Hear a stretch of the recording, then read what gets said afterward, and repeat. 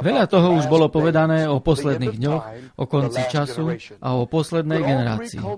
Môžu sa všetky tieto veci naplniť v našej dobe? Spoločnosť Bread of Life vám ponúka prednášku Charlesa Brooksa nazvanú Zvláštne posolstvo pre poslednú generáciu. Táto prednáška, ktorá vychádza zo zjavenia Jána, sa zameriava na udalosti, ktoré ovplyvňujú našu dobu, dnešnú generáciu. Vaši priatelia budú sklamaní, ak im ujde dnešná prednáška Bread of Life. Ak váš priateľ je na blízku, alebo ak mu viete zatelefonovať, skontaktujte sa s ním, prosím, a pozvite ho k sledovaniu tejto prednášky. Hovorí Biblia niečo o modlitbách, v ktorých sa veľakrát opakuje to isté?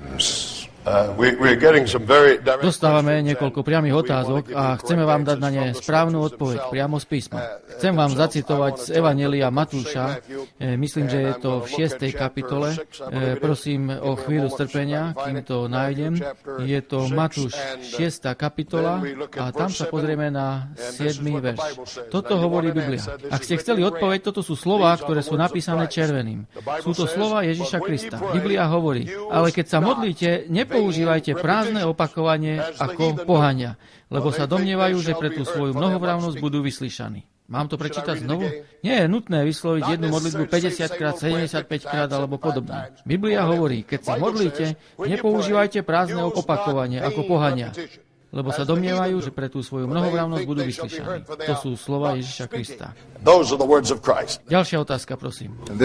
Táto otázka sa týka verša u Marka 16:12. Mal Ježiš viac než jednu podobu? Nie, nemáme žiadny záznam o tom, že by to tak bolo. Ježiš sa stal človekom, mal ľudské telo a teda bol obmedzený ľudským telom. Učeníci ho iba považovali za ducha, len preto, že nevideli, kto to je z väčšej vzdialenosti. Ďalej, prosím. Pastor, čo ak chodím s niekým, kto nie je veriaci? Čo by sme mali robiť okrem modlitby? Samozrejme, modlitba je to, čo by sme mali robiť na prvom mieste. Ale Biblia to vlastne zakazuje. Myslím, že ľudia dobre nerozumejú tomu, čo od nich Boh očakáva. Ale kresťan má jasne vyznačený smer. Nájdeme ho v Božom slove a Pán Boh očakáva, že kresťan sa bude riadiť podľa tohto slova. Môže na to povedať niekto amen? Čítam z 2. Korinťanom 6. kapitoly 14. verš. Nespriehajte sa do nerovného jarma s neveriacimi, lebo čo má spoločného spravodlivosť s neprávosťou, alebo aké je obecenstvo svetla s temnosťou? Jedným z najvážnejších rozhodnutí, ktoré v živote robíme, je voľba životného partnera, ktorého si vezmeme. Božiu pomoc potrebujete, aj keď si beriete niekoho, kto je veriaci. Môže na to niekto povedať amen? A je zvrchovane nebezpečné pre veriaceho chodiť s neveriacim, či je to muž alebo žena. A navyše je to zakázané písmom. Toto je zaujímavé. Chcem sa opýtať na UFO. Sú to skutočné úkazy? A ak nie, čo to je? A kto to je?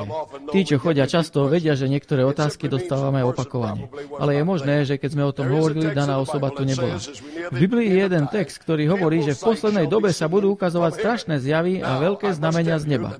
Treba povedať, že vlády niektorých štátov používajú UFA. Podľa toho, čo viem, väčšina z nich bola identifikovaná. Ale sú niektoré, o ktorých sa nič nevie. Sú niektoré, ktoré sú výplodom ľudskej predstavivosti. Niekedy sa lietadlo, a tu máme dočinenia s fyzikálnymi zákonmi, niekedy sa lietadlo alebo niečo podobné približuje v určitom uhle a pri istom odraze svetla sa môže javiť ako guľovité alebo ako niečo, čím nie je. Väčšina týchto predmetov bola identifikovaná. A ak odborníci nevedia, o čo ide, jednoducho povedia, že nevedia. A ak oni nevedia, ani ja neviem. Doktor Brooks, toto je zaujímavé. Keď Job stratil všetko, prišiel o svoju prvú ženu? A keď mu bolo všetko vrátené, narodili sa mu deti ako bábätka, alebo prišli ako odrastené deti? Nuž, nemáme záznam o tom, že by sa Job rozviedol, teda zrejme išlo o prvú manželku. A aj keď deti boli malé, nevrátili sa z mŕtvych. Biblia hovorí, že mŕtvy sa viac nenavráti. A to platilo vtedy rovnako, ako to platí dnes. Ďalšia otázka, prosím.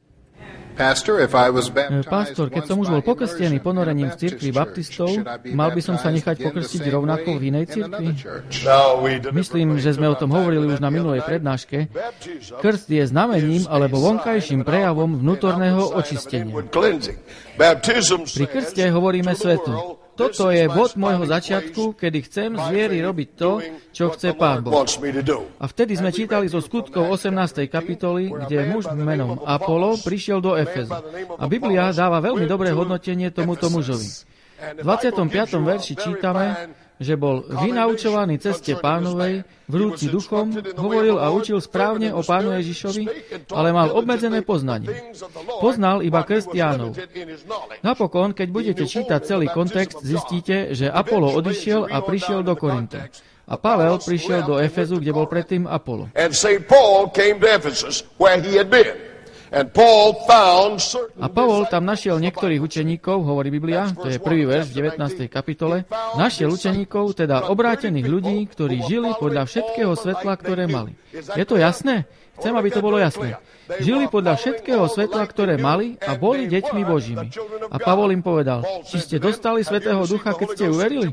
A oni mu povedali, báni sme nepočuli, či je Svätý Duch. Boli teda obmedzení v poznaní, ale nestávali sa proti. Nevedeli niečo, pretože ich to nikto nenaučil. Je to jasné? Odpovedzte mi, prosím, je to jasné? Robili všetko, čo mu boli vyučení. A keď robíte všetko, čo viete, ste dieťaťom Božím. A ako náhle ste schopní to prijať, Boh vám pošle plné poznanie, skôr či neskôr. A Pavol im povedal, a na čo ste tedy pokrstení? A oni povedali, na krst Jánov. A Pavel povedal, 4.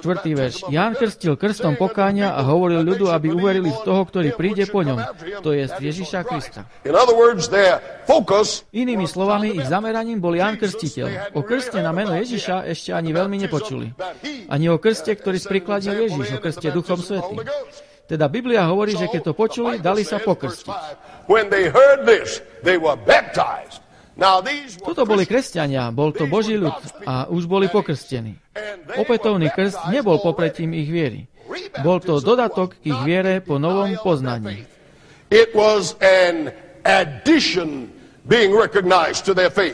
Teraz prišlo plné poznanie a dali sa pokrstiť znovu. Môžete na to povedať amen? To neznamená, že vaša prvá skúsenosť je neplatná.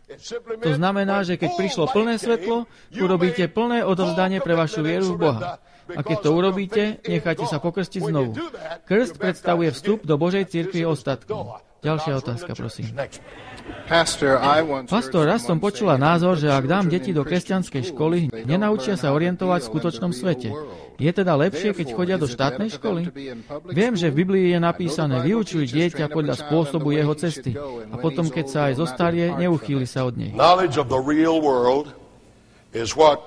Poznanie skutočného sveta je to, čo spôsobuje, že naši mladí sú dnes takí delikventi. Môžete na to povedať amen?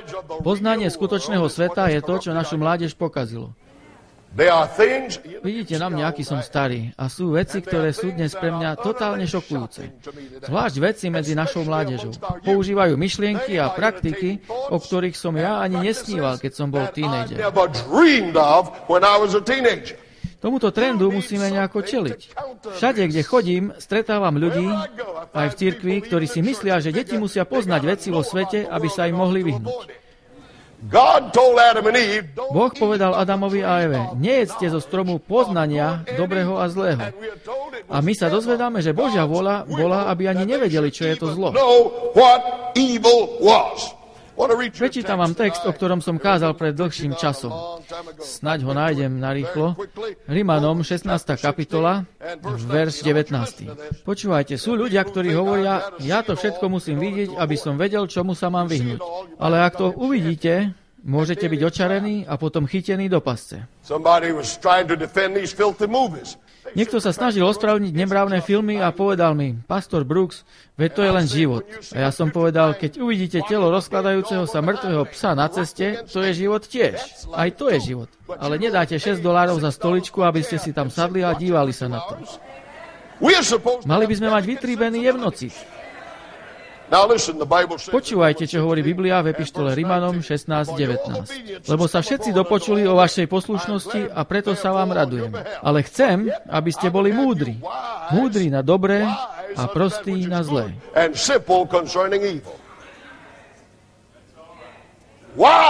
Múdry na dobré a prostý na zlé. To znamená, že o tom veľa neviete. Naša mládež má príliš veľké poznanie zlého. A poznanie zahŕňa skúsenosť. Takí ľudia sa nečervenajú od hanby. Ďalšia otázka, prosím. Pastor, toto je otázka od niekoho, kto sa podpísal ako židovský kresťan. Biblia hovorí, že Boh stvoril svet za 6 dní a odpočíval v 7. deň. Neznamená to teda, že sobota začína v piatok o polnoci a končí v sobotu o polnoci? Myslím, že túto otázku sme už videli. Dobrá otázka, úprimná otázka, ale ešte sme ju nezaradili predtým. Keď Boh stvoril svet, nestvoril hodinky. O polnoci by ste mali spať. A Biblia hovorí, že večer a ráno bol prvý deň. Večer a ráno. Toto je Boží plán. To nie je len pre Židov. Keď bol stvorený Adam a Eva, neboli žiadni Židia. Bol večer a ráno, 3. deň, 4. deň, 5. deň, 6. deň a 7. deň. Dovolte, aby som vám prečítal, čo hovorí Biblia. 3. Mojžišova, 23. kapitola a budem čítať 32. verš, keď si dobre pamätám. 3. Mojžišova, 23.32. Počúvajte, čo sa tu hovorí. 3. Mojžišova, 23.32. Sobotou odpočinutia vám to bude a budete ponižovať svoje duše. Od večera do večera budete svetiť svoju sobotu. Môžete na to povedať amen? A u Marka v 1. kapitole 32. verš hovorí, že večer je vtedy, keď zapadne slnko. Dajme si to dokopy. Deň tvorí večer a ráno. Boh nestvoril hodinky a hodinové časovanie. Stvoril slnko, aby panovalo vo dne a mesiac, aby panoval v noci. To hovorí Biblia. A preto celé stáročia tu boli veriaci, ktorí to vedeli a zachovali tento deň od večera do večera. Nie od polnoci do polnoci. To je niečo, čo bolo zavedené, až keď ľudia začali sledovať osobný prospech. A keď ľudia chceli stráviť noc robením rôznych vecí, cirkev začala učiť, že deň je od polnoci do polnoci. Pán Boh to neučí. V Biblii čítame, od večera do večera budete svetiť svoju sobotu. A Marek 1.32 hovorí, že večer je vtedy, keď zapadne slnko. To je to, čo učí Biblia a to je to, čo verím a učím aj ja. Doktor Brooks, ako vieme, či sme spasení? Niektorí hovoria, že k spaseniu potrebujeme hovoriť jazykmi. Hovoria tiež, že hovorenie jazykmi je dôkaz, že sme naplnení Duchom Svätým. Teda otázka sa týka hovorenia jazykmi. Milovaní, nikde v Biblii sa nedočítate, že musíte hovoriť jazykmi, aby ste dostali Svätého Ducha. Biblia to nehovorí. V skutkoch 5.32 sa hovorí, že my sme Ježišovými svedkami v tých veciach i Svätý Duch, ktorého dal Boh tým, ktorí ho poslúchajú. Komu ho dal? Tým, ktorí ho poslúchajú.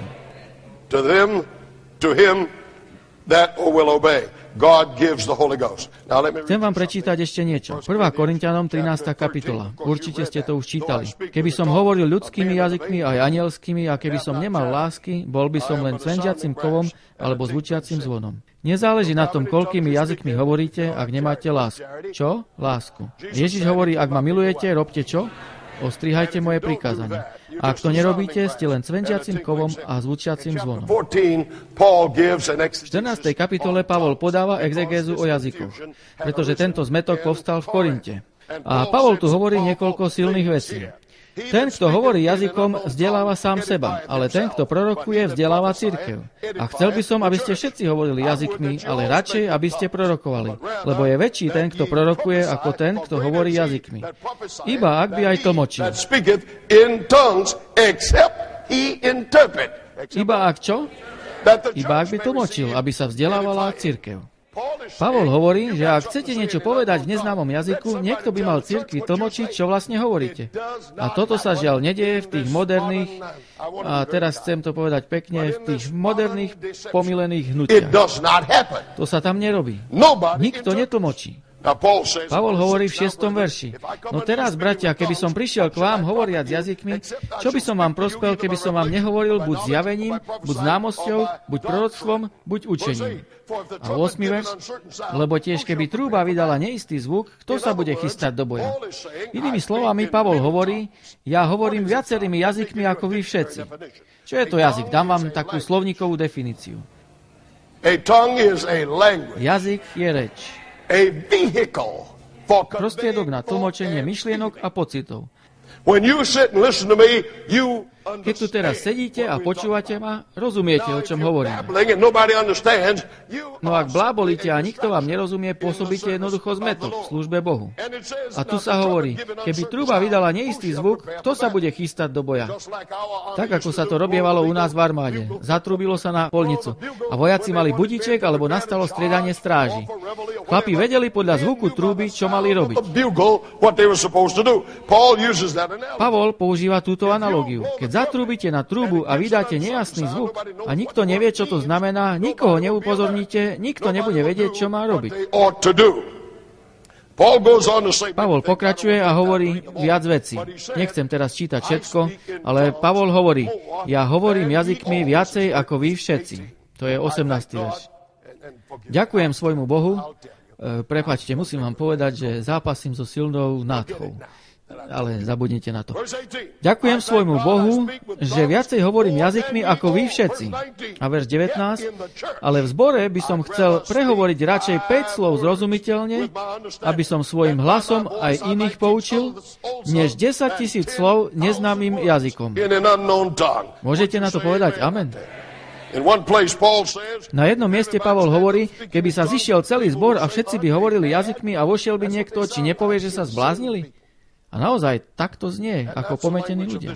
A to je reč tejto 14. kapitoly. Ak niekto hovorí neznámym jazykom, nech hovoria dvaja alebo najviac traja, a to jeden po druhom, a jeden nech tlmočí. Čo tým Pavol myslí? Ak ja som kazateľ a viem hovoriť len anglicky a potrebujem... Poď sem, Lário, na chvíľku. A povedzme, že by sme tu mali španielsky hovoriacich ľudí, čo aj máme, a povedzme, že by tu boli takí, ktorí nerozumejú anglicky ani slovo, mali by sme to robiť takto. Chcem, aby si mi tlmočil. Milovaný, som rád, že som tu. Verím v Pána Ježiša Krista. On je našou jedinou nádejou na spasenie. Toto je dar jazykov v cirkvi. Počuli ste, čo som povedal?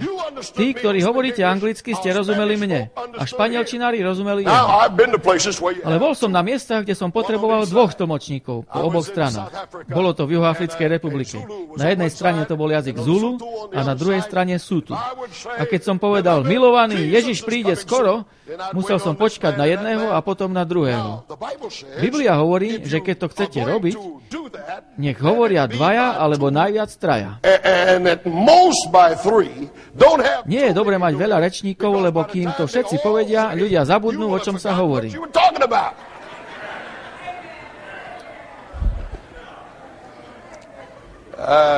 Možno o tom budeme hovoriť neskôr, ale Pavol hovorí, všetko nech sa deje slušne a podľa poriadku. Boh nie je Bohom neporiadku, ale pokoja. To všetko je tu v tejto kapitole. Boh nie je Bohom zmätku. To, čo sa dnes nazýva hovorenie jazykmi, je len blábolenie, klamlivý podvod nepriateľa. Viem, že sú medzi nimi aj úprimní. A ja by som nikdy nehanil úprimnosť, ale Boh posiela pravdu, aby osvietil tých, ktorí sú úprimní. Môžete na to povedať amen? Ešte jedna posledná vec, čo tu je. Pavol povedal, že ak chcete hovoriť neznámym jazykom, potrebujete tlmočníka. Hovorí, že jazyky sú znamením pre tých, ktorí sú mimo cirkvi a proroctvo je znamením pre tých, ktorí sú v cirkvi. Ale dnes sa to obracia naopak. Keď prídete do cirkvi, kde to robia a opýtate sa, čo hovoria, povedia vám, tomu nemôžete rozumieť, to je len pre cirkev. Ale Biblia hovorí, jazyky sú znamením pre tých vonku, ako to bolo na letnice. Keď Boh dal 12 neučeným mužom dar jazykov, dal dar lingvistiky, vyšli a keď začali kázať, všetci, ktorí sa tam zhromaždili z rôznych krajín, tomu rozumeli vo vlastnej reči. Bolo to znamenie, že sa tu deje niečo zvláštne a k cirkvi sa pripojilo 3000 duší. Ale keď sa v nejakom zhromaždení postaví pár ľudí, vytvoria kruh a blábolia jazykmi, povedzte mi prosím, na čo je to dobré? Ďalšia otázka, prosím. Toto je otázka od 13-ročného študenta Biblie. Prečo sa Satan nerozhodol nasledovať Boha, keď vedel, čo je správne? Nemal šancu predtým, než Kristus zomrel na kríži? Áno, milovaný, Satan začal v nebi ako anjel zvaný Lucifer. Zasiahla ho Božia láska a počul Božie volanie, ale zatvrdil svoje srdce. Myslím, že z tejto otázky sa môžeme naučiť jednu vec. Môžete tvrdošíne robiť to, čo je zlé, tak dlho, že sa dostanete k bodu, kedy vás Boh nemôže osloviť. Ste mimo dosahu. Biblia hovorí, že vaše svedomie sa stáva žhavo poznačené. To znamená vypálené. A dnes sú ľudia, o ktorých aj sociológovia a psychológovia hovoria, že nemajú svedomie. Ak niekto dokáže odpaliť auto a zabiť nevinné deti a nič netušiacich ľudí, nemajú svedomie. Sú posadnutí démonom. A Satan zašiel tak ďaleko, že už nereagoval na Božie volanie. Pastor, u Malachiaša 3.10 Boh hovorí, že ak dávame desiatky a dary, že nás požehná. Až prehojne. Prečo teda väčšina z nás zápasí s platením účtov? A nemyslím kreditnou kartou. Veľmi zaujímavá otázka. Boh nám zasľúbil požehnanie a ja myslím, že by sme mali vedieť, že požehnanie je niečo viac, než len peniaze. Môžete na to povedať amen? Hovoríte, že zápasíme. Ďaká Bohu, že máme dostatočné zdravie, aby sme mohli zápasiť. Ak by vás Boh nepožehnal, nemohli by ste ani zápasiť. Teda nehovorme o Bohu takto. On svoje slovo plní. Môže to dosvedčiť niekto z vás? To vám teda poviem. Ale o tom budeme hovoriť na budúci týždeň. Poďme ďalej, prosím. Jedna cirkev učí, že Ježiš sa narodil v Jeruzaleme. Ale v Biblii podľa kráľa Jakuba čítame, že sa narodil v Betleheme. Ja verím Biblii podľa kráľa Jakuba. Prečo táto cirkev učí, že Ježiš sa narodil v Jeruzaleme? To teda neviem. Prečo cirkvi učia, že prvý deň týždňa je sobota? V Biblii to nie je. Prečo učia, že zákon už neplatí? V Biblii to nie je. V Biblii sa píše, a nielen v preklade kráľa Jakuba. V Bibliách sa píše, že Ježiš sa narodil v Betleheme. A nie len to. V starom zákone to bolo predpovedané stovky rokov predtým, než sa to stalo. Micháš 5, 2 a 7. Ďalej, prosím. Naša posledná otázka. Prosím, vysvetlite rozdiel medzi prestúpením, hriechom a nepravosťou. Áno, ja som spomínal tieto pojmy na minulej prednáške. Keď sa Dávid modlil, vymenoval všetky tri. Hovorí, podľa množstva svojho milosrdenstva zahľaď moje prestúpenia, dokonala ma umyj od mojej nepravosti a očisti ma od môjho hriechu. Tri slova. Všetky sú podobné, ale líšia sa svojou intenzitou. Grécke slovo pre previnenie znamená chybu. A my robíme veľa chýb. Grécky výraz pre hriech, harmartia, znamená minúť sa cieľa. A slovo nepravosť je najhoršie. Minutie cieľa poukazuje na streľbu lukom a šípom. A táto analogia vám to pomôže pochopiť. Ak ste úplne nevycvičení a nenavyknutí na streľbu lukom a netrafíte terč, je to prestúpenie. Ak ste prešli kurzom na streľbu a netrafíte terč, je to hriech.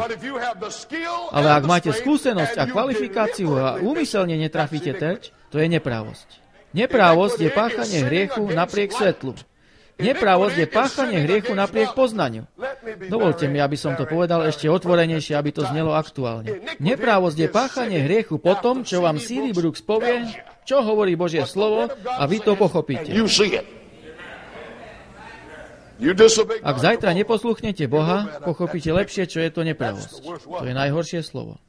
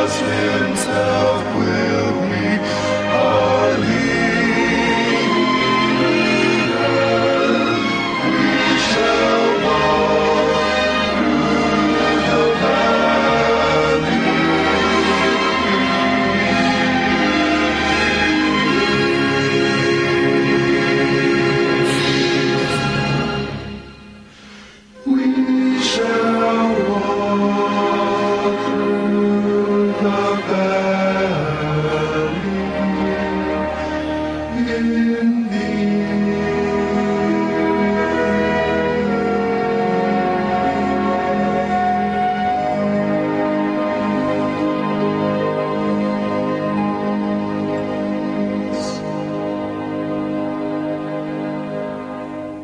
Amen. Amen. Thank you, gentlemen. Hey, Wes, thank you, buddy.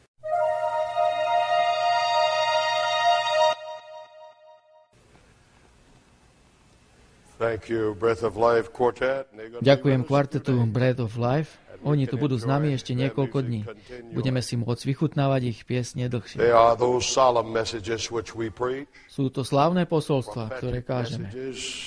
Prorocké posolstvá. And sometimes we A tremble, niekedy sa chvejeme, but we ale je to are veľké greatly požehnanie, blessed že sa môžeme tešiť pravde od Boha, ktorá tak jasne zaznieva z Jeho so slova. clearly given to us from His Word. I'm reading 2 Na úvod Peter čítam 1:19. 2. Petrovu 1.19. A tí z vás, ktorí si radi zapisujete texty, určite by ste nemali vynechať tento.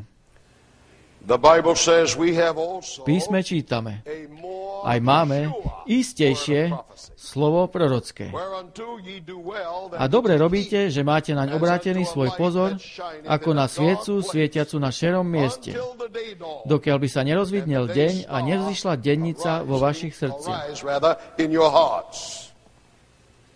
The Bible says that prophecy is sure, Biblia hovorí, že proroctvo je isté. a more sure word of prophecy. Istejšie alebo pevnejšie slovo have prorocké. risen up V histórii povstávali ľudia, ktorí popierali a vzdorovali Božím proroctvám. prophecy. Títo ľudia zlyhali, proroctvo nezlyhalo. Oh, it's good to have confidence in God. Aké je dobré dôverovať Božiemu slovu. You may have confidence in. Je to slovo, ktorému môže dôverovať každý. Na toto slovo sa môžete spoľahnúť. When I am asked to preach, Vždy, keď som požiadaný kázať, je pre mňa veľkou útechou vedieť, že stojím na nepochybnej autorite Božieho slova. Ľudia môžu povstávať, vzdorovať a škriepiť sa, ale nič nemôže zmariť Božie slovo. Máme pevné slovo prorocké. Je niekoľko vecí, o ktorých by sme mali pouvažovať. Poprvé, väčšina biblických proroctiev je už dnes históriou. O tom ste už všeličo počuli. Zvlášť včera, keď ste videli tú sochu od hlavy až po pety. Je to proroctvo z Daniela 2. kapitoly. Dnes sme časovo pri prstoch na nohách tejto sochy. Väčšina proroctiev je dnes históriou a vy môžete sledovať ich stopy. Ak nechcete čítať Bibliu, čítajte históriu. Pochopíte, že keď Boh prehovorí, stane sa. Ťažko sa nájde niečo, čo by bolo pre mňa potešujúcejšie než toto. Keby som tomu neveril, nemohol by som mať nádej na večné spasenie. Keby som tomu neveril, nemohol by som veriť, že raz uvidím svoju mamu. Keby som tomu neveril, nestal by som tu ako kazateľ. Nemal by som o čom kázať. Musím vám povedať, že ja nie som až taký múdry. Nemám takú sebadôveru, ale mám dostatočnú dôveru v Božie slovo, aby som sa tu postavil a pozrel sa vám priamo do očí a hovoriť vám Božie slovo tak, ako keby som bol pri tom, keď ho písali. Moja mama si značila biblické texty písmenami T a P. Jedného dňa som sa ako chlapec opýtal, čo to znamená, a ona odpovedala: Syn môj, T znamená, že som vyskúšala Pána, že som ho otestovala. A P znamená, že sa dokázal, prejavil. T a P po celej Biblii. Boh bol vyskúšaný, preverený.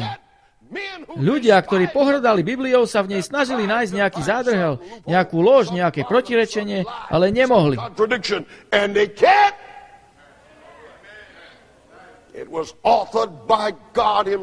Jej autorom je sám Boh. To znamená, že je inšpirovaná.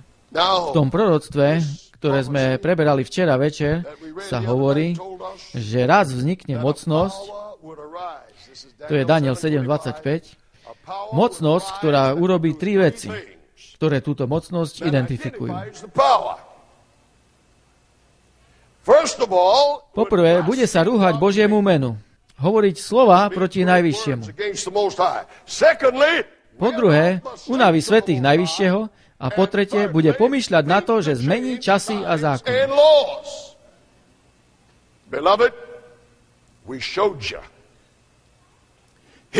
Milovaní, ukázali sme si, že dejiny dosviedčajú, že táto nábožensko-politická mocnosť sa objavila po páde Rímskej ríše.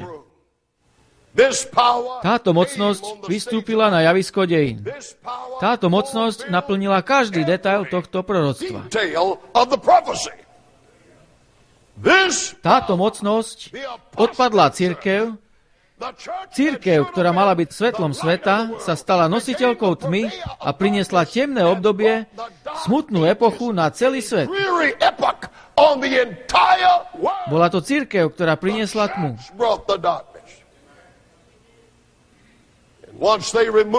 Ako náhle niekto odstráni Božie slovo, začne sa rúhať Bohu a jeho menu. Tak, že začne nazývať človeka Bohom. Tým, že človeku bude pripisovať Božie prednostné právomoci. Tým, že zájde ďalej, než ide Boh. Boh totiž povedal, ja som Hospodin, ja sa nemením. Malachiáš 3.6. A človek hovorí, ja zmením Boží zákon. A na Laodicejskom koncile táto cirkev odhlasovala, že neuzná Božie 4. prikázanie. Že si vytvorí inú sobotu a posunie toto prikázanie na 3. miesto. Predstavitelia cirkvi vyňali 2. prikázanie, ktoré hovorí, nebudeš sa kláňať modlám a sochám. Odstránili ho. Pomýšľali na to, že zmenia časy a zákon. A potom unavili svätých Najvyššieho a bojovali proti každému, kto s nimi nesúhlasil. Nazvali ho heretikom. A počas temného stredoveku nebolo žiadne iné meno, ktoré by bolo odpornejšie a potupnejšie než toto. Heretik bol každý, kto neakceptoval dogmy odpadlej cirkvi. Bolo to niečo horšie ako vrah. Heretik bol horší než bombový útočník v Oklahoma City. A to preto, že bombový útočník môže byť odsúdený na elektrické kreslo a stále môže dostať poslednú vôľu. Ale heretik nemohol dostať ani toto. Jeho duša bola podľa cirkvi zatratená na veky. A to len preto, že nepríjmal ľudské zákony a tradície. A chcel byť verný Božiemu slovu. Chcem vás dnes večer povzbudiť. Ak chcete vidieť Božiu tvár v pokoji, je jedna vec, za ktorú by ste sa mali modliť. A je to odvaha. Pretože diabol vás bude skúšať. A on používa zastrašujúce spôsoby. Biblia hovorí, že obchádza ako revúci lev a hľadá, koho by zožral. Neviem, čo viete o levoch, ale ja veľa čítam. A v National Geographic som čítal, že levý samec, keď je pri svojom brlohu, takmer nikdy nezabíja. Zabíja hlavne samica. Tam sa píše, že keď je samec hladný, vyjde z brlohu, naťahne sa, potom sa zhlboka nadýchne a vydá taký srdcervúci rev, že ho počuť na viac ako 1,5 kilometra. A malé zvieratka, ktoré sú jeho korisťou, sa tak vyľakajú, že stuhnú a trasú sa. Lev sa k nim ani nepriblíži a oni stuhnú na mieste. A keď tam tak stoja a trasú sa, samica vyjde a pozbiera ich ako v potravinách. Biblia hovorí, že diabol obchádza ako revúci lev a hľadá, koho by zožral. A niektorí z vás ho možno budú počuť revať. Keď si zaumienite, že budete konať Božiu vôľu, budete počuť jeho rev. Budete ho počuť doma, budete ho počuť v práci, budete ho počuť medzi priateľmi. Bude revať, ale nemôže vám vziať nebo. On vás chce len vyľakať na život a na smrť. On vás chce vyľakať, aby ste nekonali Božiu vôľu. Ale diabol je len revúci lev. Mali by ste sa modliť o odvahu a smelosť. Včera večer som vám povedal, že žiadny zbabelec nemôže byť spasený pre Božie kráľovstvo. Ak potrebujete povzbudenie k odvahe, čítajte Bibliu. Ak potrebujete povzbudenie k odvahe, čítajte históriu. Počas temného stredoveku zahynulo 50 miliónov ľudí, ktorí radšej zomreli, než by zapreli svoju vieru. Počujete? 50 miliónov. Ale začalo to dávno predtým. Začalo to vtedy, keď zomrel Ábel, pretože chcel poslúchať Boha. A Kain sa na neho nahneval. A takto pokračovalo celé veky. Potom prišiel čas, kedy Daniel bol hodený do jamy levov. Musíte mať odvahu. Traja hebrejskí mládenci boli vrhnutí do ohnivej pece. Musíte mať odvahu. Peter bol ukrižovaný dole hlavou. Musíte si zaumieniť, že si budete stáť za svojou vierou. Pavlovi dal Nero odťať hlavu. Musíte byť pevne rozhodnutí, že budete stáť. Andrej a Bartolomej boli zaživa stiahnutí z kože. Musíte mať odvahu. Jána dali do vriaceho oleja, a to len kvôli jeho viere. A predsa dnes máme generáciu ľudí, ktorí nechcú pre Boha robiť nič. Pri najmenšom probléme, ktorý sa objaví, stiahnu chvost a ujdu. Ale nech len utekajú. Niekto však predsa bude stáť za pravdu.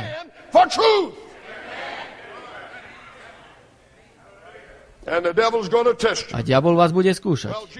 Ježiš povedal svojim učeníkom: idem vám prihotoviť miesto a potom prídem zase. A Kristov príchod, ktorý sa v Novom zákone spomína vyše 300 krát, sa stal podľa Pavlových slov blahoslavenou nádejou. Každý sa teší z tejto nádeje. Je tu dnes večer niekto, kto chce, aby sa Ježiš vrátil? Ak áno, povedzte amen, prosím. Ó áno, ak máte pokrk hriechu, túžite po bezhriešnom domove. Ak máte pokrk toho zlého sveta, túžite bývať s Ježišom. Ak máte pokrk pohrebov, infarktov a havárií, túžite po bezpečnom mieste. Ak milujete Pána, túžite po jeho príchode. Už raná cirkev túžila po jeho príchode. Ježiš povedal u Matúša 24:14: toto evanjelium kráľovstva bude hlásané po celom svete na svedectvo všetkým národom. A vtedy príde koniec. A o 32 rokov apoštol Pavol napísal, že pod nebom nie je žiadneho stvorenia, ktoré by nepočulo evanjelium. Dajte si tieto dve veci dokopy. Ježiš povedal, že keď sa evanjelium dostane do celého sveta, príde koniec. A 32 rokov potom Pavol napísal, že každý ho už počul. A odrazu sa každý začal tešiť a ľudia hovorili, že Ježiš sa môže objaviť každú chvíľu. Ale na niečo zabudli. Na isté slovo prorocké. A isté slovo prorocké hovorilo, že v cirkvi nastane odpadnutie a svet sa dostane na ceste a že ľudia budú plniť príkazy ľudské radšej než Božie. Teda Pavel musel prísť s nejakou výzvou, aby uviedol veci na pravú mieru. Rád by som vám ju prečítal. Čítam 2. Tesaloničanom 2. kapitolu od verša 1. Počúvajte, čo hovorí Biblia. Ale vás prosíme, bratia, ohľadne príchodu nášho Pána Ježiša Krista a nášho zhromaždenia k nemu, aby ste sa nedali hneď zvyklať od umu, ani sa strašiť, ani duchom, ani slovom, ani listom, ako nami poslaným, ako čo by už bol nastal deň Kristov. Všimnite si, čo chce povedať. Ježiš povedal, keď bude evanjelium kázané celému svetu, ja prídem. A cirkev sa tak nadchla, že ho už očakávala. A ľudia začali písať a učiť tak, ako to robia teraz, a skákali do výšky. A Pavol hovorí, musím vám trochu pomôcť. Ak dostanete list, akoby od nás, nechcem, aby ste si robili starosti, či už nastal deň Kristov. A teraz čítam verš 3. Nech vás nikto nezvedie nejakým spôsobom, lebo deň Kristov nenastane, kým, počúvate ma, kým prv nepríde odpadnutie, a nebude zjavený človek hriechu, syn zatratenia, ktorý sa protiví a povyšuje nad všetko, čo sa volá Boh, alebo čomu sa dáva božská česť, takže sa posadí do chrámu Božieho ako Boh a bude sa vydávať za Boha.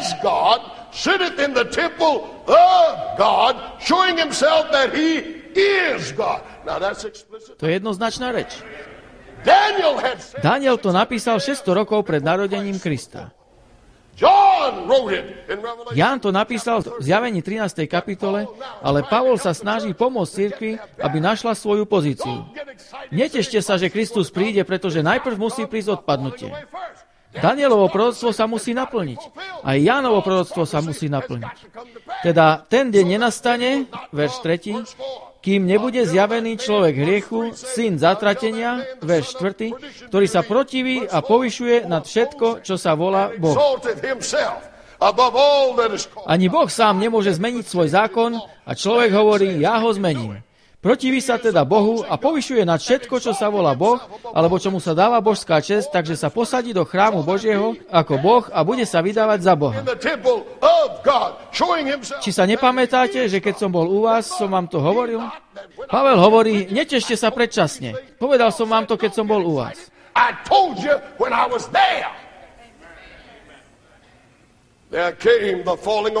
Teda prišlo odpadnutie a 1260 rokov temnoty.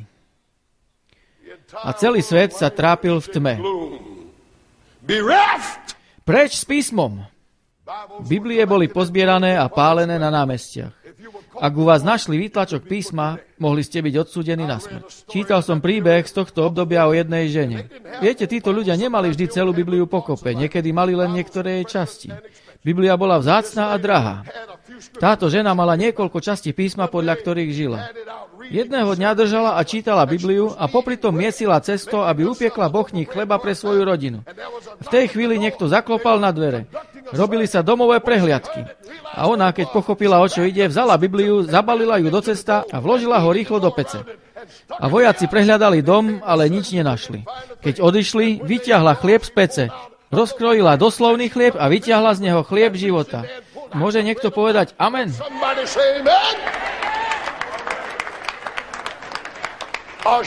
Pevné slovo prorocké. A potom sa stalo, že prišlo niečo nové. Reformácia. A železné okovy odpadlej cirkvi boli zlomené.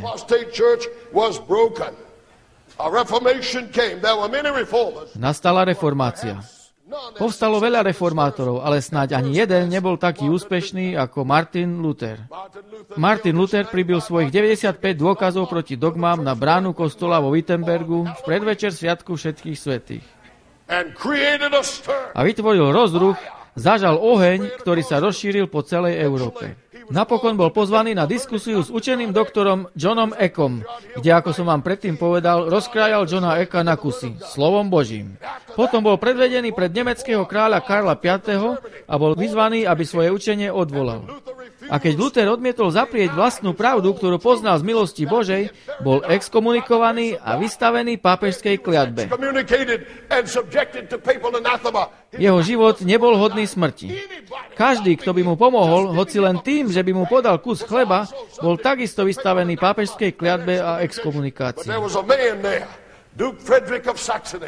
Ale bol jeden muž, vojvoda Friedrich Saský, ktorý dal Luthera uniesť. Vzal ho do lesa a zavrel ho do svojho zámku. A Luther si myslel, že zomrie, ale namiesto toho bolo o neho dobre postarané. Donesli mu knihy, aby čítal. A Luther sa rozhodol, že nebude strácať čas. Začal písať piesne. Napísal: Hrad prepevný je Boh, náš Pán, záštita vždy istá. Ale to nie je všetko. Rozhodol sa, že vezme Bibliu v latinčine, ktorej takmer nikto nerozumel, a preloží ju do jazyka nemeckého ľudu. A keď preklad dokončil, Nemci už mali rozbehnuté tlačenstvo a začali tlačiť Bibliu a rozširovať ju. A ako sa Božie slovo začalo šíriť a temný stredovek bol na ústupe, svetlo Božieho slova rozptyľovalo tmu, pevné slovo prorocké. Povedzte prosím amen. But something happened to the Reformation. Ale s reformáciou sa niečo stalo. It was incomplete. Nebola úplná. The people's main objective Hlavným cieľom ľudí bolo oslobodiť sa od rímskeho jarma, od daní, ktoré museli platiť. the taxes they had to pay. All of the things they were forced to do. A od všetkých vecí, ktoré museli robiť. And they began to follow men. Inak im hrozila smrť, ak ich nerobili. Začali nasledovať ľudí. A smutné je, že namiesto toho, aby pokračovali v štúdiu Božieho slova, ako to robili veľkí reformátori, ako náhle daný reformátor zomrel, prišli na mŕtvý bod a povedali: nebudeme veriť nič viac, než to, čo učil náš vodca. A napísali si malé krédo, niekoľko článkov a povedali: toto je naše krédo. Odteraz boli zaviazaní krédom a nikdy sa úplne nezbavili ľudských tradícií, ktoré sa počas temného stredoveku dostali do celého sveta. Reformácia bola neúplná. Sledujete ma? Chcem, aby ste vedeli, že vždy, keď Boh začne viesť človeka, nikdy nepríde k bodu, kedy sa už nemôže nič naučiť. Nikdy nenastane chvíľa, kedy ho už Boh nemôže viesť ďalej. Keď Boh vedie človeka, Biblia hovorí: stezka spravedlivých je ako jasné svetlo rána, ktoré svieti viac a viac, dokiaľ nestojí deň na výši. Niektorí z vás ste sa tu naučili veci, o ktorých ste nikdy predtým nepočuli, ale zatiaľ sa len dotýkate povrchu. Budete študovať a učiť sa celý zvyšok života. A ak sa dostanete do neba, budete študovať vedu spasenia celú večnosť. Nikdy sa nedostanete k bodu, kedy by ste už vedeli všetko. Ale tieto cirkvi začali byť obmedzení krédom. Povedali si, nebudeme veriť ničomu, čomu nás naši otcovia neučili. Dokonca sa aj pomenovali po svojich vodcoch. Tí, ktorí nasledovali Wesleya, si začali hovoriť Wesleyovci. Tí, ktorí nasledovali Kalvina, si začali hovoriť Kalvinisti. A tak ďalej. Nasledovníci Lutera sa nazvali Luteráni. Ale chcem vám niečo povedať. Hlavou cirkvi je Kristus. A my by sme mali nasledovať jeho. Môže povedať niekto amen? A preto bolo podľa Božieho plánu nutné a vhodné postaviť cirkev ostatkov. Počúvajte prosím, aký bol Boží zámer pre túto cirkev. Izajáš 58:12. Zapíšte si to. A tí, ktorí výjdu z teba, vystavia miesta pusté od veku, ty vyzdvihneš základy mnohých pokolení a budú ťa volať opraviteľom trhlín, napraviteľom ciest, aby sa mohlo bývať. Boh hovorí, povolám si ľud, ktorý bude opraviteľom trhlín. Čo je to trhlina? Je to puklina, zlom alebo medzera. V čom? V jeho svätých prikázaniach.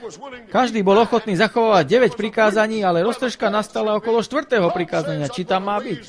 Pán Boh hovorí, povolám si niekoho, kto opraví túto trhlinu. Ak si myslíte, že si to vymýšľam, prečítam vám ďalšie 2 verše. Vlastne budem čítať znovu od 12. Počúvajte. A tí, ktorí výjdu z teba, vystavia miesta pusté od veku, ty vyzdvihneš základy mnohých pokolení a budú ťa volať opraviteľom trhlín, napraviteľom ciest, aby sa mohlo bývať. A ďalší verš hovorí, ak odvrátiš svoju nohu od soboty, aby si nečinil toho, čo sa tebe ľúbi, v deň mojej svetosti, ale nazveš sobotu rozkošou, svetu Hospodinovú ctenou, a keď ho budeš ctiť tak, že nebudeš konať svoje cesty a prevádzať to, čo sa tebe ľúbi, ani hovoriť daromné slovo, vtedy budeš mať rozkoš v Hospodinovi. A dám ťa voziť po vysokých miestach zeme a budem ťa krmiť dedičstvom Jakoba, tvojho otca, lebo ústa Hospodinové hovorili. Boh hovorí, musím nájsť niekoho, kto sa postaví do trhliny. Musím nájsť niekoho, kto dá veci dokopy. Musím nájsť niekoho, kto zapláta dieru. Musím nájsť niekoho, kto opraví trhlinu. A tí, ktorí výjdu z teba, vystavia miesta pusté od veku. Pusté od veku. Oni sa vrátia späť do doby, kedy bola zjavená moja vôľa. Nebudú sa zaujímať o nejaké nové veci. Oni to nájdu v starom zákone a v novom zákone. A opravia trhlinu. Boh povedal, že sa to stane. A potom hovorí o tej trhline. Ak odvrátiš svoju nohu od soboty. Nuž, práve keď sa reformácia dostala na mŕtvý bod, nastalo veľké prebudenie uprostred 19. storočia.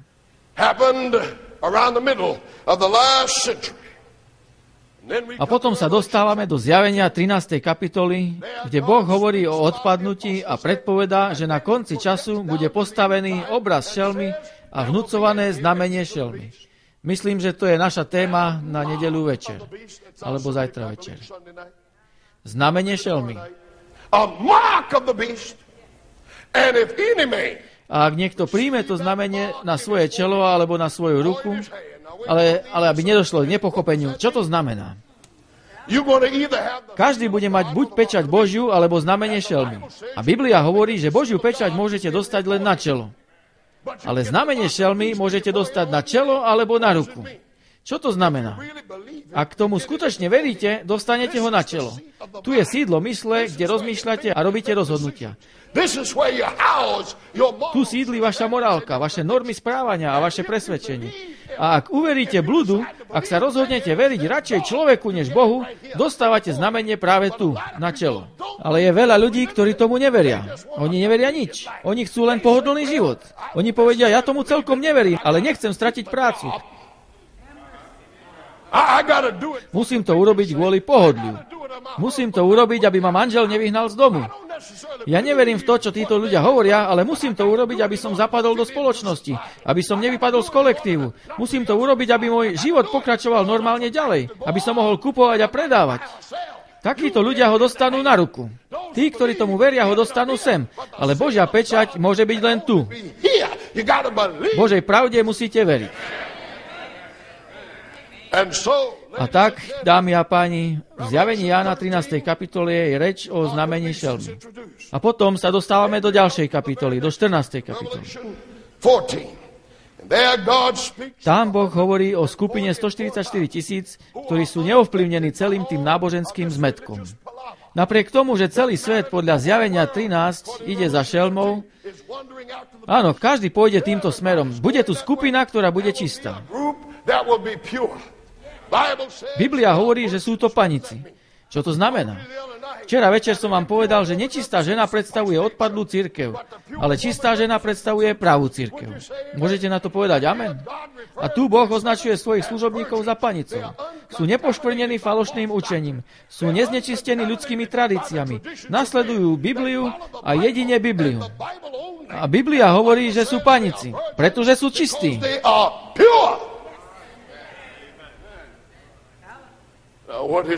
A teraz, aké posolstvo Boh posiela tejto poslednej generácii? Otvorte si spolu so mnou Zjavenie 14. kapitolu. Chceme sa pozrieť na 3 konkrétne posolstvá, ktoré Boh posiela v poslednej ére tohto sveta. Zjavenie 14. Počúvajte, čo sa tu píše. Čítam od 6. verša. A videl som iného anjela. Zastavme sa tu. Slovo, ktoré je tu preložené ako anjel, pochádza z gréckeho pojmu angelion, ktoré znamená posol. Posolstvo alebo posol. Sledujete ma? V 6. verši čítame: A videl som iného anjela letiaceho prostredkom neba.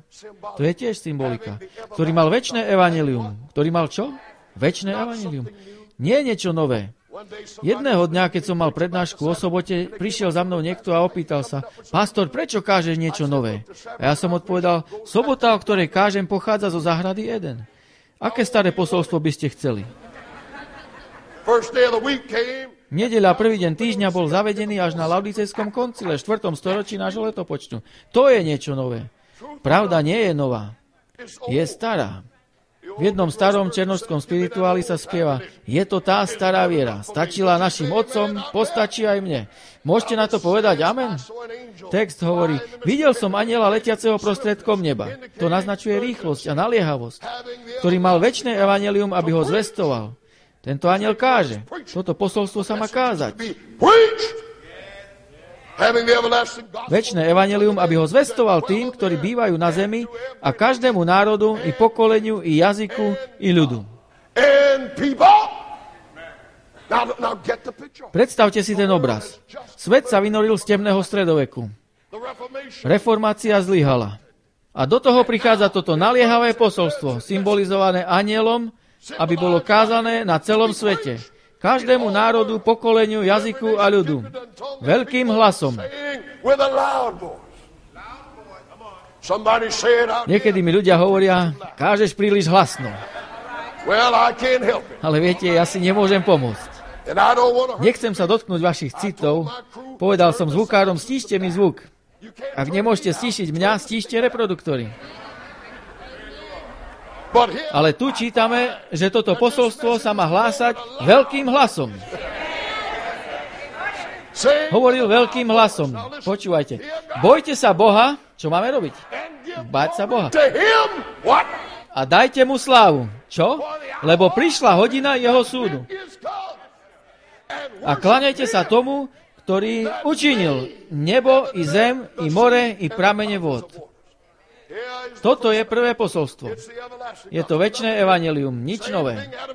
To isté počuli Adam a Eva. Kláňajte sa Bohu, nie človeku.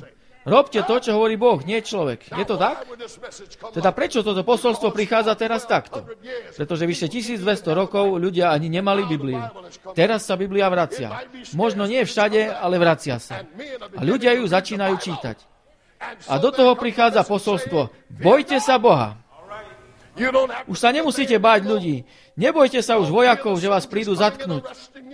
Bojte sa Boha. a dajte mu slávu. and give glory to him. Stop worshiping. Prestaňte uctievať človeka a nazývať ho Bohom. Prestaňte sa kláňať človeku a nazývať ho Svätý Otec. Bojte sa Boha a dajte mu slávu. When you were in the dark ages, V temnom stredoveku ľudia nepoznali pravdu. Skutky 17:30. Keď nepoznáte nič lepšie, Boh prehliada časy nevedomosti. Ale teraz, keď máte slovo Božie, ste bez výhovorky. Bojte sa Boha a dajte mu slávu. Ja sa nikdy nebudem kláňať človeku ako prejav uctievania. as an act of worship. Fear God. Bojte sa Boha a dajte mu slávu, lebo prišla hodina jeho súdu. Then it says, A potom čítame, uctievajte Boha. Prestaňte uctievať človeka. Prestaňte uctievať to, čo hovorí človek. Uctievajte toho, ktorý učinil, ktorý je stvoriteľom. back to the creator. Uctievajte toho, ktorý učinil nebo i zem, i more, i pramene And vôd. earth, the sea, and the fountains of waters, I told you. Povedal som vám, keď sme mali prednášku o sobote, že keby ľudia zachovávali sobotu, nikdy by nebolo neveriacich, nikdy by nebolo ateistov. How could somebody Ako môže niekto povedať, že Boh neexistuje, keby sa raz do týždňa kláňal a uctieval Boha? fear God? Bojte sa Boha Give a dajte mu slávu. Kláňajte sa tomu, ktorý učinil nebo, i zem, i more, i pramene vôd. Táto prebudenecká výzva zaznela v polovici 19. storočia. A čo sa stalo? And what happened? For a while, Na chvíľu bol každý nadchnutý, ale potom prišiel čas, kedy odrazu každý sa začal posmievať a robiť si z toho srandu. Chcem, aby ste vedeli, že celé roky nikto nehovoril o Kristovom príchode v žiadnej cirkvi, okrem tej mojej. talk about the coming of Christ in any church except mine. And then Billy Graham, A potom to začal hovoriť Billy Graham v Amerike. A pripojili sa ďalší. and others came on board. And as soon as they began, A ako náhle to začali učiť, primiešal sa do toho blud. Začali hovoriť o tajnom príchode a tajnom vychvátení veriacich, o čom sa nikde v Biblii nedočítate. V Božom slove o tom nenájdete nič. Je to výplod niečej predstavivosti. V Biblii nenájdete o tajnom príchode Krista nič. about a secret coming. Jesus said, Ježiš hovorí, že keď príde, zjavenie 1.7, uvidí ho každé oko. nothing about Nič o tom nenájdete. Nemôžem pochopiť, ako ľudia môžu prísť s niečím a nevedia to dokázať z Biblie. Nevedia nájsť ani jeden text o tom. text. And all of a A sudden, náhle začnú hovoriť, Ježiš príde skoro, he's coming in a rapture. príde tajne, He's going to sneak. prikradne sa do mesta a tajne vezme ľudí so sebou. Then he'll wait A potom za chvíľu bude každý obrátený. Asi poznáte tie reči, ktoré ani nedávajú zmysel. Oni ani nečítajú Bibliu. Ak je to pravda, nikto nebude zatratený. And so, A teda pravda sa porušila. and A posolstvo prvého anjela bolo odmietnuté. was rejected. Rozdiel medzi jednotlivými cirkvami dnes je v tom, koľko z rímskych vecí si ponechali a koľko ich odvrhli. Anglikánska cirkev si ponechala takmer všetko. Iba namiesto pápeža majú arcibiskupa z Canterbury. Stále je tam spojená cirkev so štátom, preto sa princezna Margareta nemohla vydať za Townsenda. Cirkev to nedovolila. Cirkev. V episkopálnej cirkvi tiež praktizujú omšu, majú oltár a podobne. Je to o tom, koľko rímskosti si jednotlivé denominácie ponechali a koľko ich odvrhli. The Baptists say it, Baptisti hovoria, my krstíme ponorením. Metodisti hovoria, nie, my krstíme pokropením. and they went their separate ways. A tak ide každý inou cestou. Môžete sa prejsť po tomto meste a nájdete nejaký kostol takmer na každom rohu ulice. A všetci uctievajú Krista a nerozumejú jeden druhému v nedeľu. And the A okolitý svet sa na to díva a nazýva to zmetok. confusion.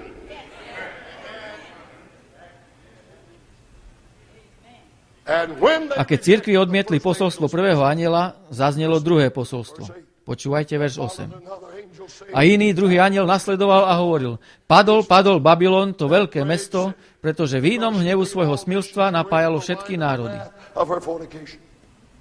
The first angel said, Prvý anjel hovoril, boli ste v nevedomosti i vo tme. Boh s vami veľmi súcitil. Ale teraz, keď ste spoznali pravdu, bojte sa Boha a dajte mu slávu, lebo prišla hodina jeho súdu. A kláňajte sa tomu, ktorý učinil nebo i zem, i more, i pramene vôd. Opraviteľom trhlín je povedané, ak odvrátiš svoju nohu od soboty, aby si nečinil toho, čo sa tebe ľúbi, sobota obzvlášť poukazuje na Boha, ktorý za 6 dní stvoril nebo a zem. Všetko je to prepojené. A keď protestantské cirkvi to odmietli, stali sa formálnymi cirkvami a v niektorých prípadoch bezobsažnými, prázdnymi.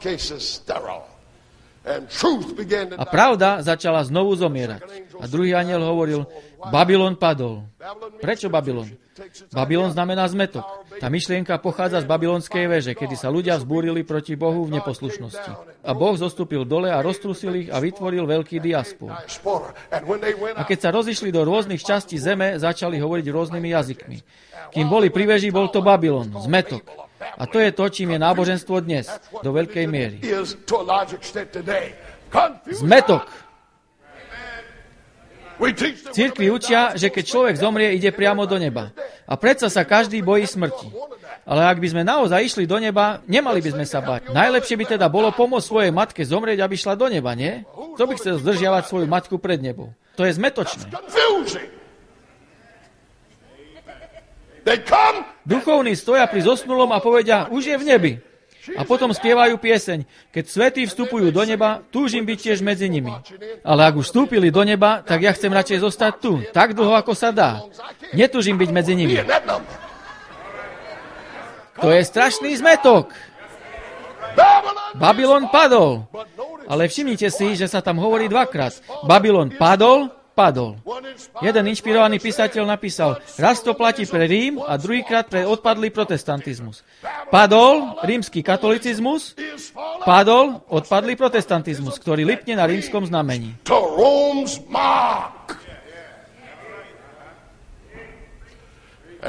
A iný, tretí anjel nasledoval, verš 9, za nimi a hovoril veľkým hlasom. Ak sa niekto bude kláňať čelme a jej obrazu a príjme jej znamenie na svoje čelo alebo na svoju ruku, verš 10, ten bude piť z vína hnevu Božieho, nemiešaného, ktoré je naliaté v poháre jeho hnevu a bude sa mučiť v ohni a síre pred svätými anjelmi a pred baránkom. A dým ich mučenia bude vystupovať na veky vekov. A nebudú mať odpočinku ani vodne, ani v noci tí, ktorí sa kláňajú šelme a jej obrazu a ktorí príjmu znamenie jej mena. To je jasné, to je pekelný oheň. Tretí anjel hovorí, ak príjmete znamenie, skončíte v ohni. Ak príjmete znamenie na svoje čelo alebo ruku, skončíte v ohni. A budete horieť a váš dym bude vystupovať, to je verš 11. A teraz sa pozrite na ďalší verš, 12. Kto tu zostane po tomto spálení? Počúvajte, je to také jednoduché. Ó, Pane, pomôž nám to pochopiť. Počúvajte, kto zostal? Tu je trpezlivosť svätých. Tu tí, ktorí zachovávajú prikázania Božie a vieru Ježišovu. Môže niekto na to povedať amen? Jedna skupina ľudí dostane znamenie sem a potom budú zničení ohňom. A po zničení Ján vidí, ako dym miliárd ľudí vystupuje do povetria a obzerá sa, či tu niekto zostal. A anjel mu hovorí, tu sú.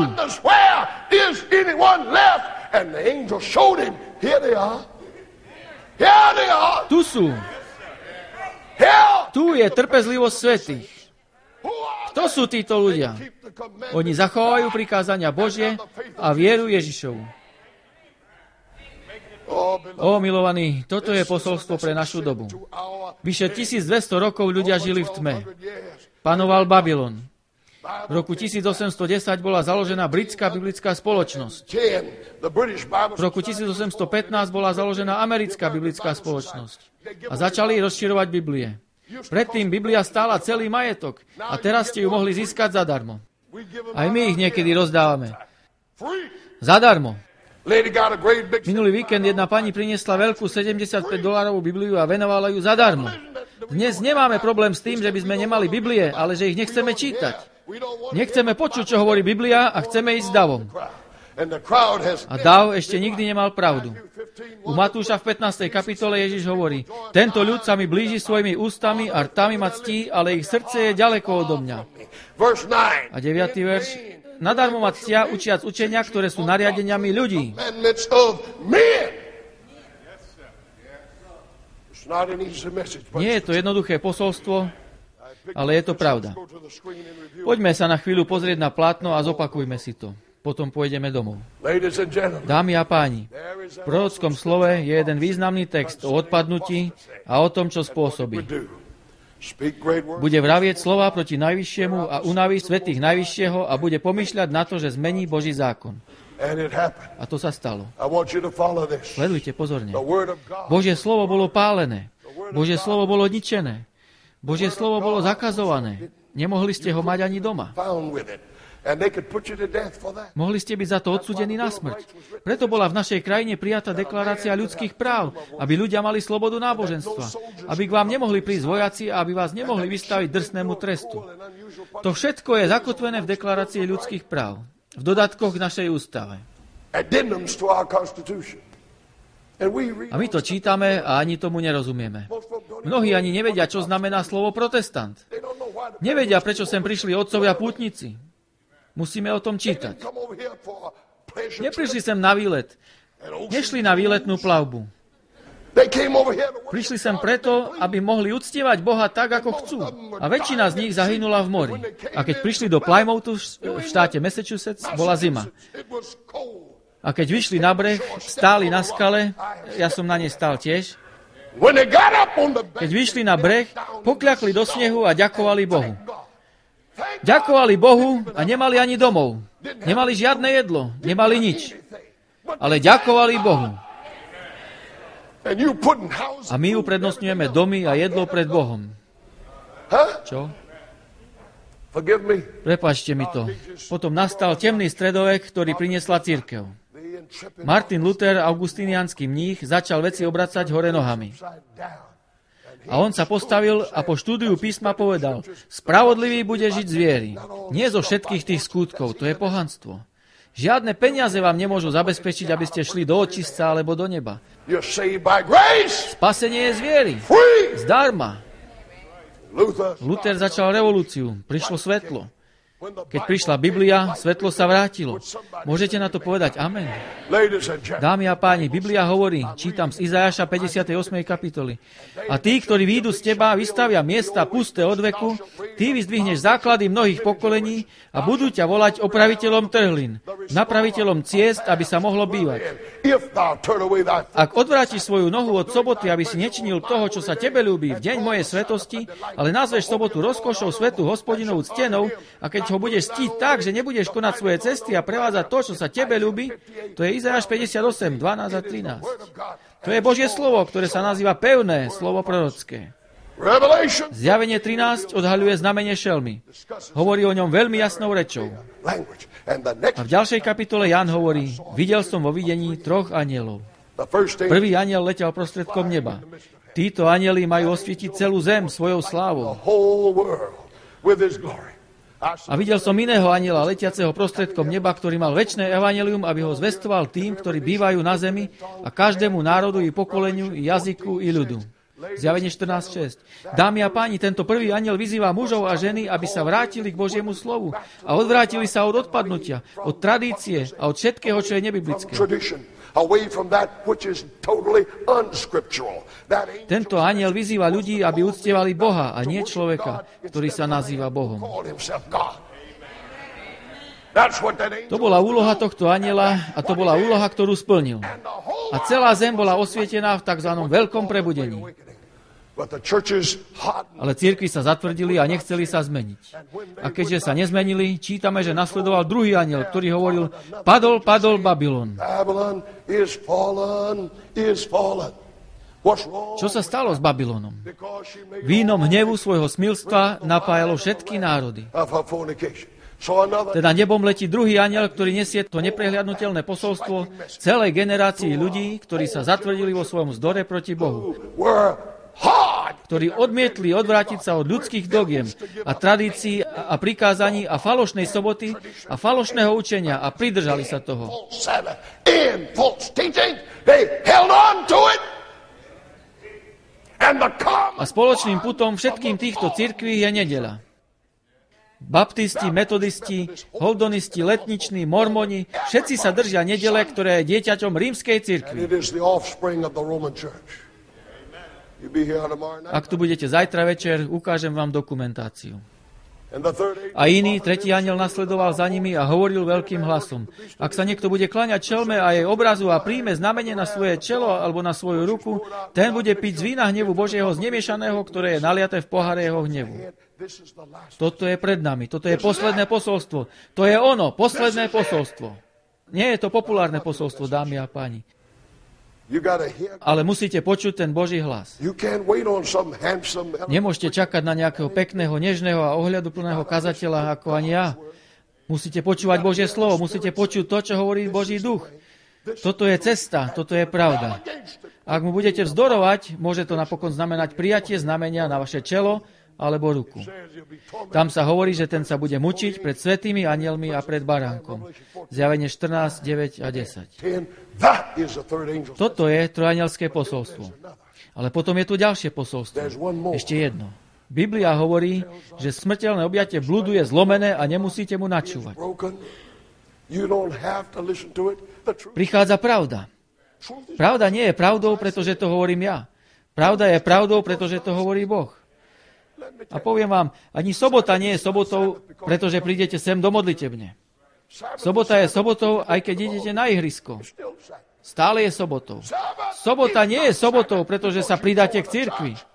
Sobota je sobotou bez ohľadu na to, čo robíte. We cannot change. My nemôžeme zmeniť Božiu pravdu. Škrtiaci hmat blúdu je preč. Potom som videl iného anjela zostupujúceho z neba, ktorý mal veľkú moc. Toto je 4. anjel zo Zjavenia 18. kapitoly. A 4. verš hovorí, a počul som iný hlas z neba, ktorý hovoril, vyjdite z neho, moji ľudia. To nie je výzva pre každého. Môžete povedať amen. Počkajte, aby ste ma nepochopili zle. Každý môže výjsť, ale tí, ktorí výzvu uposlúchnú, sa stanú Božím ľudom. Je to jasné? My people. Môj ľud. Now the enemy has his. Aj nepriateľ má svoj ľud, aj odpadnutie má svoj ľud, ale Boh hovorí, mám ešte nejaký ľud, Brooks, vo Phoenixe. Mám nejaký ľud, ktorý je zmetený, ale je to môj ľud. They're on drugs right now, but they mine. Lord, help Páne, pomôž mi zachrániť ich myseľ, pretože keď počujú pravdu, výjdu. Výjdu ako tie ovce, o ktorých som hovoril včera večer. Oni počujú pastierov hlas a výjdu.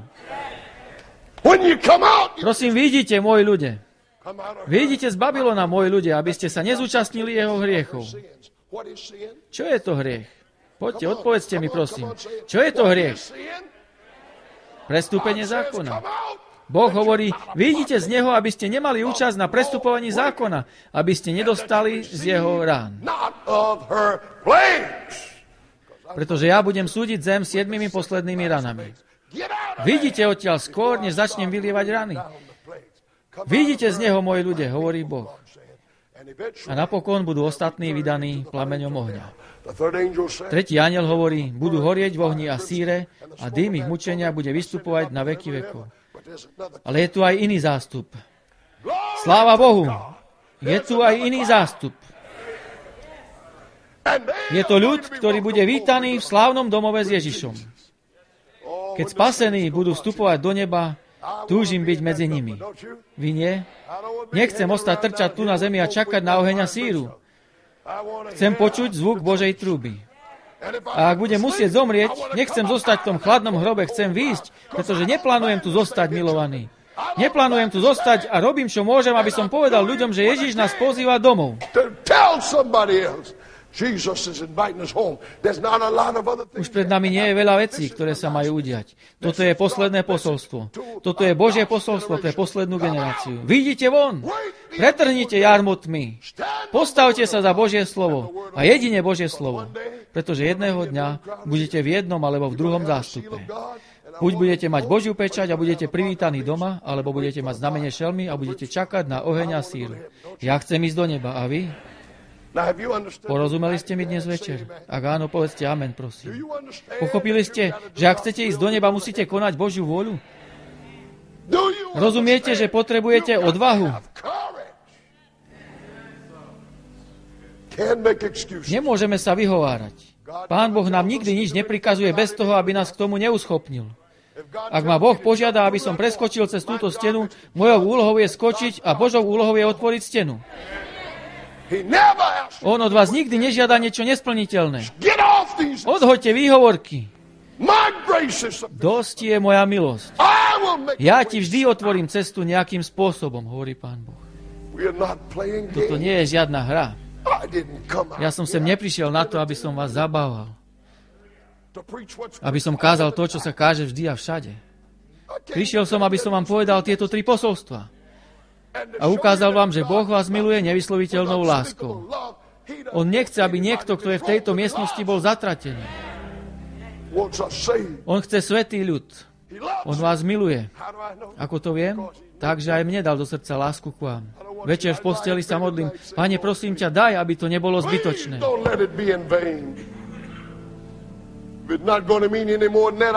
Inak by som mohol zostať doma s mojou manželkou. Pane, prosím ťa, ja som sem neprišiel kvôli peniazom. Nemusíte mi platiť. Ja som tu zadarmo. Nemusíte mi platiť. Túžim len potom, aby niekto počul jeho hlas. A vyšiel z Babylona.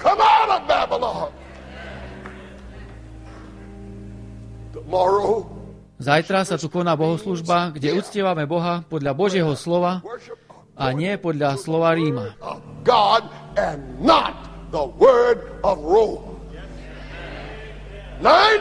Ráno o 9:15. Možno niektorí už máte pripravené výhovorky.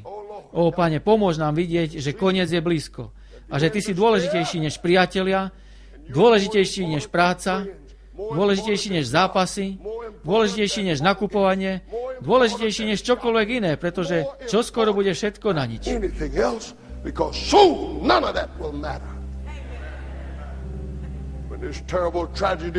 Keď Oklahomu postihla tá hrozná tragédia, prišiel tam prezident a ja som vďačný Bohu, že prišiel. Jeho tvár bola smutná, bol dojatý a povedal, modlíme sa. A ja som si pomyslel, áno, Pane, modlíme sa. Modlili sme sa za ľudí v Oklahome. Ale museli sme čakať na problém, aby sme sa modlili. Keď nešťastia zasiahnu zem, modlíme sa, skôr než si na to zvykneme. Keď Kaliforniu zasiahlo zemetrasenie, v nedeľu boli plné kostoly. Ale trvalo to len 3 týždne, potom sa to vrátilo do normálu. Musíme prežívať trvalú skúsenosť s Bohom. Musíme urobiť rozhodnutie a stáť si za tým.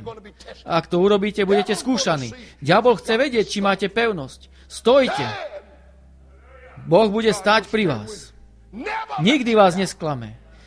Nikdy nezlyhá a zaseje do vášho srdca niečo. Radosť do vášho vnútra. On hovorí, vtedy budeš mať rozkoš Hospodinovi. A Boh svoje slovo dodrží. Uprostred noci sa zobudíte a budete chváliť Boha. Nebudete sa báť ísť do postele. Nebudete sa báť súdu, pretože máte obhajcu na súde.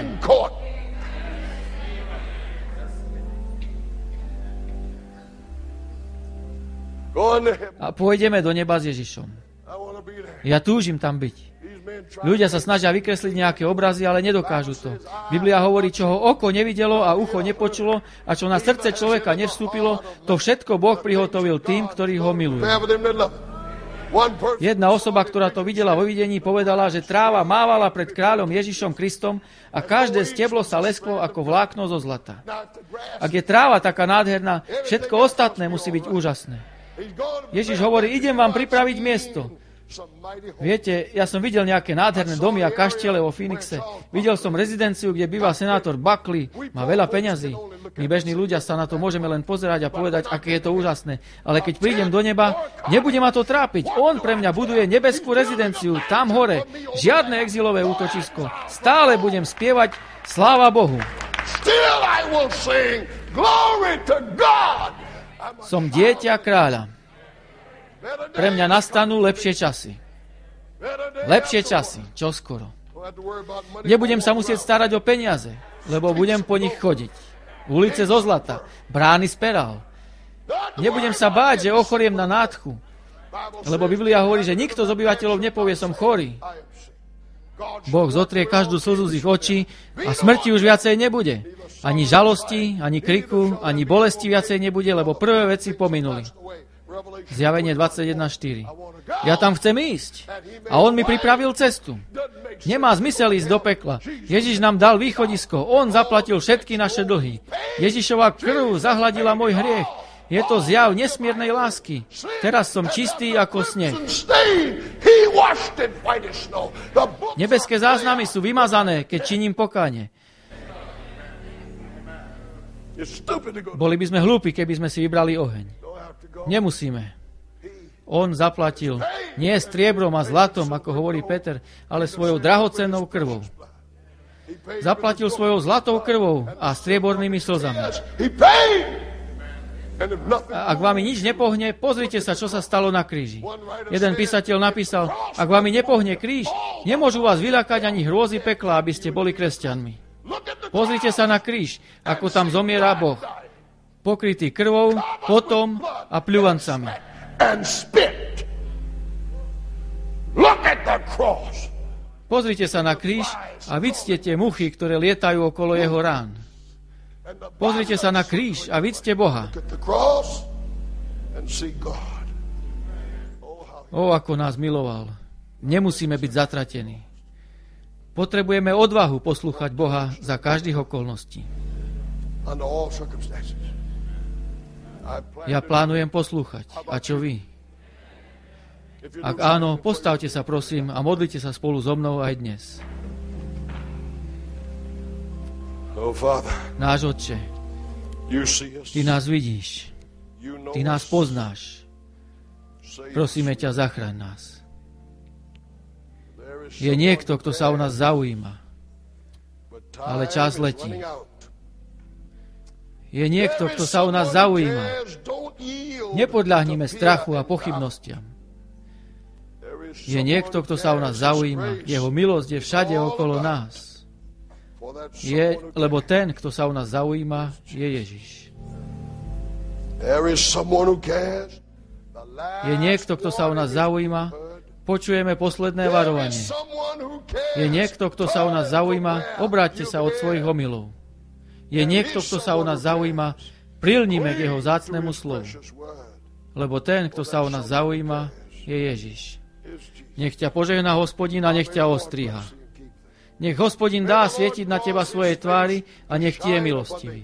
Nech pozdvihne Hospodin na teba svoju tvár a nech ti dá pokoj. And give thee peace.